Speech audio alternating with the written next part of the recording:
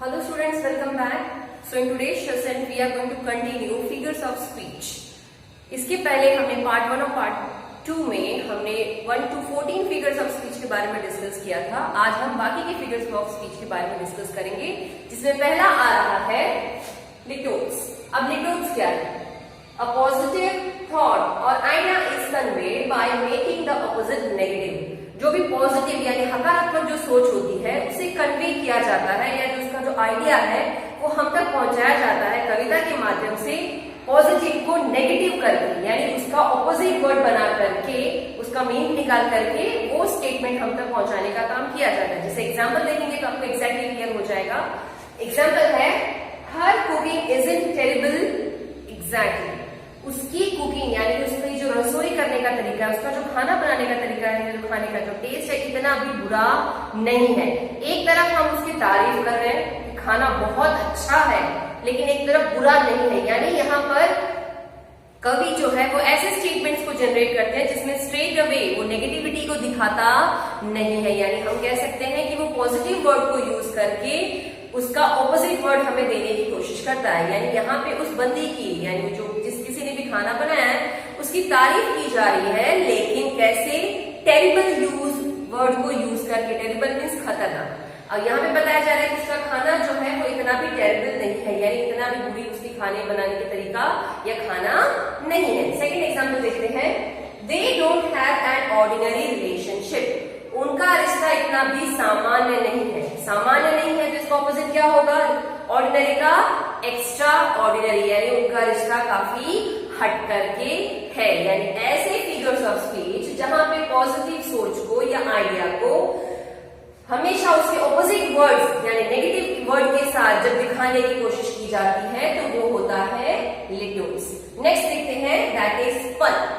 अब पन क्या है? मैं सिंपल बोलूं तो ज्यादातर कवि स्पेसिफिकली शेक्सपियर ने अपने सभी पोएटिक रचनाओं में लिटरेचर्स में उन्होंने पन का यूज बहुत ज्यादा किया है. क्यों ज्यादा यूज किया? क्योंकि ये ह्यूमरस यानी ह्यूमर जो होता है ना, हास्य पन जो होता है वो दिखाने के लिए ये यहाँ पर इस तरीके के पोएटिक डिवाइसेस को यूज करते हैं, जिसके हम हिंदी में श्लेष अलंकार के नाम से भी जानते हैं. राइट?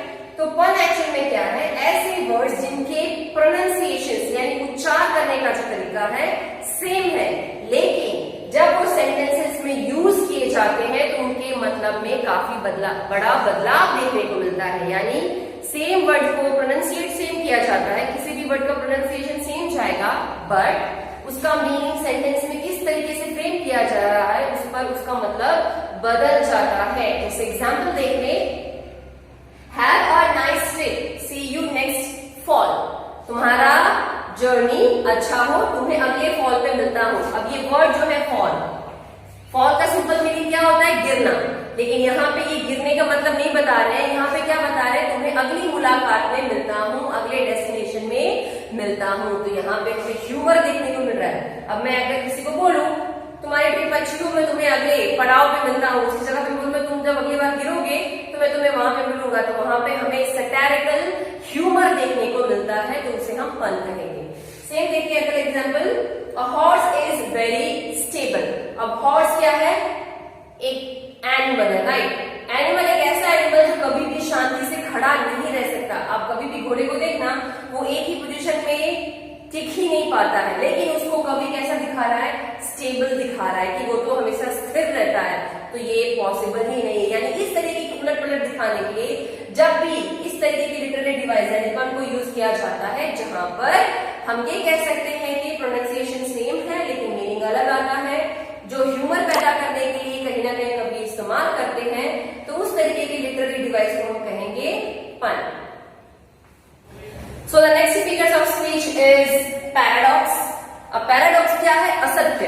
मतलब जो चीजें गलत होती हैं, ना होती हैं, सच नहीं होता, उसे पैराडॉक्स कहा जाता है. तो यहाँ ये लिटरेरी डिवाइस अभी क्या कह रहे हैं? Where the statement appears absurd but contains the truth. Statement अगर आप देखने जाएंगे तो उसमें कहीं भी आपको सच्चाई नजर नहीं आएगी, लेकिन जब उसका मीनिंग निकालेंगे, उसका मतलब निकालेंगे, तब आपको पता लगेगा कि ये तो सच से जुड़ी हुई बात है, यानी ये सच है, ये सत्य घटना है. कैसे समझ में आएगा? एग्जाम्पल देख लेते हैं. Truth is Honey which is bitter. Truth means सच्चाई.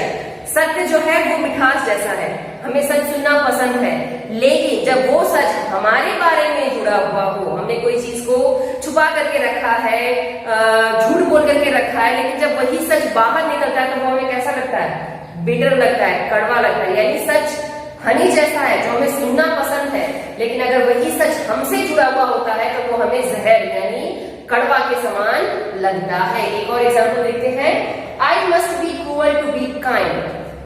मुझे दयावान होने से पहले क्रूअल होना पड़ेगा। मतलब अगर मुझे किसी की मदद करनी है तो मदद करने के लिए सबसे पहले तो मुझे क्रूअल्टी दिखानी पड़ेगी। किसके लिए? अपने उन लोगों के लिए जो मुझे सपोर्ट नहीं करते, यानी उनकी बातों को ना सुन करके मुझे किसी की अगर मदद करनी है तो पहले खुद से क्या होना पड़ेगा, क्रूअल होना पड़ेगा, देन मैं दूसरों की मदद कर पाऊंगी। नेक्स्ट फिगर्स ऑफ स्पीच है epigram. Now what is epigram? A brief pointed saying which is paradoxical yet true.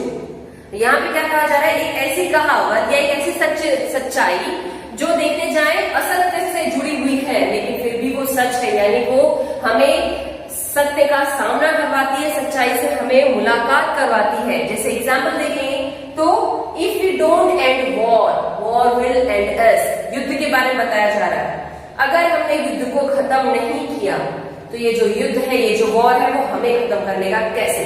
अब हम जानते हैं कि वॉर जब होता है तो सिर्फ दो देशों के बीच में नहीं होता, दो सोल्जर्स के बीच में होता है, सोल्जर्स की फैमिली भी सफर करती है। अगर एक सोल्जर मर जाता है, फॉर एग्जाम्पल वो सेक्रीफाइस हो जाता है, मार्टिरडम गेन करता है, तो उसके पीछे उसकी फैमिली सब लोग उसका भुगतान करते हैं। यहाँ पे क्या बताया जा रहा है, loss of human beings in A, loss of property, loss of family, सब कुछ वॉर के साथ आता है। तो इसीलिए अगर हमें अपने आप को बचाना है तो हमें इस वॉर को खत्म करना पड़ेगा, वरना ये वॉर एक दिन हमें खत्म कर देगा। Then comes second example, it is better to light a candle than curse the darkness.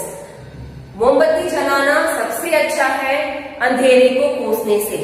अगर मेरे कमरे में अंधेरा है और मैं ये बोलूं कि कितना अंधेरा है, इस अंधेरे ने तो पूरी रोशनी को गायब करके रखा, ये अंधेरा मुझे कुछ देखने नहीं दे रहा है, तो उसका कोई फायदा नहीं है। उसकी जगह पे अगर मैं मोमबत्ती जला दूं तो पूरा अंधेरा जो उस कमरे का था वो गायब हो जाएगा। यानी किसी और को ब्लेम करने से बेटर है हम उस ब्लेम में से खुद को बाहर निकालें, यानी उस समस्या से खुद को बाहर निकालें। देखते हैं next figures of speech. So our next figures of speech है एनास्ट्रोफी। अब एनास्ट्रोफी क्या है? वर्ड दैट चेंजेस या I could say changes occurs in the order of the sentence structure. Sentence का जो स्ट्रक्चर है, आपको पार्ट्स ऑफ स्पीच याद करना पड़ेगा, noun, pronoun, verb, adverb, preposition, conjunction, right. तो ये सारे जो पार्ट्स ऑफ स्पीच है वो सेंटेंस के एक स्ट्रक्चर होते हैं, उनका पर्टिकुलर सेंटेंस में पोजीशन होता है, जिसकी वजह से हमें एक अच्छा मीनिंग सेंटेंस से मिलता है। तो जब कोई बदलाव देखने को मिलता है सेंटेंस के स्ट्रक्चर में, यानी हमें इन्वर्जन देखने को मिलता है, यानी रिवर्स में सेंटेंस के स्ट्रक्चर्स को जब फ्रेम आउट करके हम तक कभी अपनी बात को पहुंचाने की कोशिश करते हैं तो हम उसे एनास्ट्रोफी कहेंगे। जैसे एग्जांपल देख ले, कुछ रीजन से यहाँ पे हमें परिवर्तन देखने को मिलता है, चेंजेस देखने को मिलता है। जैसे अगर एडजेक्टिव नाउन से पहले डाल दिया जाए, एडजेक्टिव का काम क्या है? नाउन की क्वालिटीज को बताना, एम्फसाइज करना। जैसे यहाँ पे देख रहे हैं द सोल्जर स्ट्रॉन्ग। अगर एक कॉमन सेंटेंस होता, एक नॉर्मल सेंटेंस होता तो स्ट्रॉन्ग पहले आता और सोल्जर पीछे जाता, लेकिन यहाँ पे जो क्वालिटी है स्ट्रॉन्ग की वो नाउन से पहले डाल दिया गया है। दूसरा चेंजेस देखिए कहाँ का इन्वर्जन देखने को मिलता है एनास्ट्रोफी में, तो है वर्ब बिफोर नाउन। नाउन से पहले वर्ब को सेंटेंस में फ्रेम करना। कैसे? Shouts the policeman. पुलिसमैन एक नाउन है और शाउट्स क्या है? एक एक्शन है।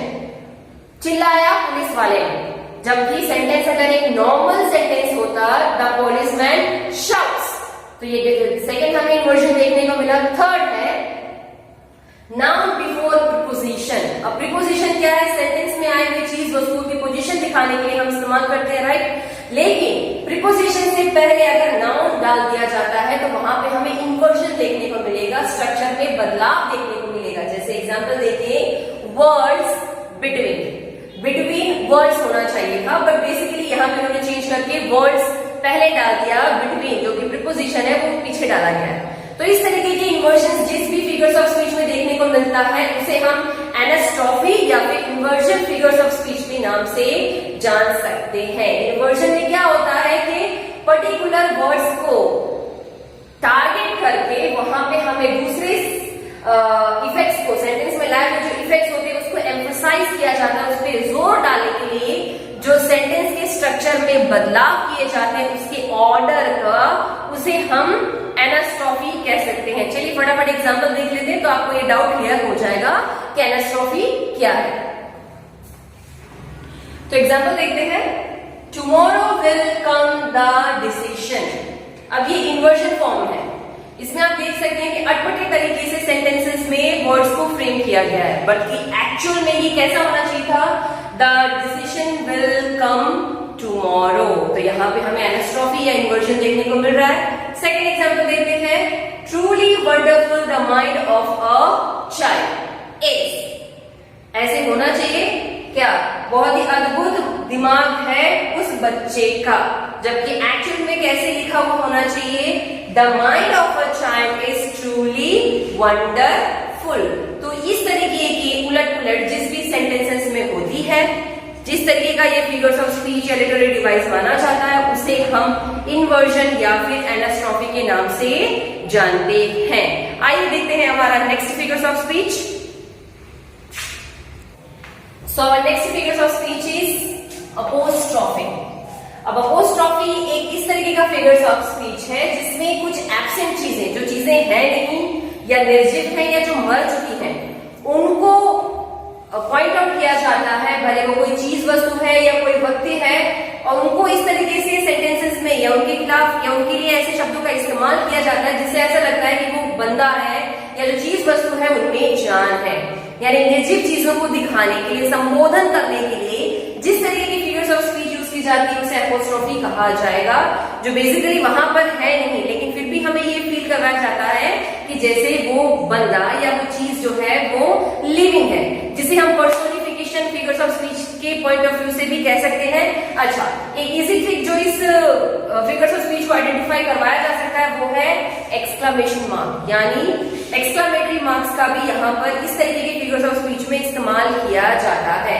तो बेसिकली एनास्ट्रॉफी जो है वो एक मिक्सचर माना जाएगा, एनास्ट्रॉफी, पर्सोनिफिकेशन और एक्सक्लेमेशन फिगर्स ऑफ स्पीच का। यानी इस फिगर्स ऑफ स्पीच में ये दिखाया जाता है जो चीज है नहीं उससे बातचीत की जा रही है या उसे लिविंग थिंग के साथ कंपेयर किया जा रहा है या उसको एड्रेस करके उसकी मौजूदगी जहां पर हमें दिखाने की कोशिश की जाती है कवियों के द्वारा, उसे हम एनास्ट्रॉफी फिगर्स ऑफ स्पीच के नाम से जानते हैं। एग्जाम्पल देख लेते हैं। O liberty, what things are done in your name. अब यहाँ पे क्या बताया जा रहा है, ओ लिबर्टी, अगेन इस तरीके के वर्ड्स हम एक्सक्लेमेशन में देखे हैं। तो यहाँ लिबर्टी मीन्स आजादी, हमारी आजादी के लिए हम खुद उससे पूछ रहे हैं। अब हम जानते हैं आजादी कोई लिविंग थिंग नहीं है, लेकिन यहाँ पे लिबर्टी को एड्रेस किया गया है, इसीलिए एनास्ट्रॉफी माना जाएगा। तो तुमने मेरे नाम पर क्या किया। सेकेंड एग्जाम्पल है, O captain, exclamation mark, my captain, again exclamation mark, our fearful trip is done. अब ये अब्राहम लिंकन की पोएम में से लिया गया एक छोटा सा लाइन है। तो यहाँ पे जो बोट का कैप्टन है, वो जो पोएट है, वो लिंकन को कहता है, जो कि मर चुके हैं, जो कवि है, उस नाव पे जो सवार है उस आदमी को एड्रेस करते हुए बताता है जो कि निर्जीव है यानी मर चुके हैं, पर्सोनिफाई किया गया है, लेकिन फिर भी यहाँ पे उसके बारे में डिस्कशन किया गया है, उसको संबोधित किया गया है। कैप्टन ओ कैप्टन, हमारी ये जो ट्रिप है वो खत्म हो चुकी है, हम इस ट्रिप को एंड में ला चुके हैं। तो इस तरीके की फिगर्स ऑफ स्पीच जहां पे उस व्यक्ति का नाम ना लिए बिना उसको एड्रेस किया जाए, उसको संबोधन किया जाए, उसके कंपैरिजन लिविंग थिंग के साथ किया जाए, तो उसे हम एनास्ट्रॉफी फिगर्स ऑफ स्पीच के नाम से जानेंगे। Thanks for watching.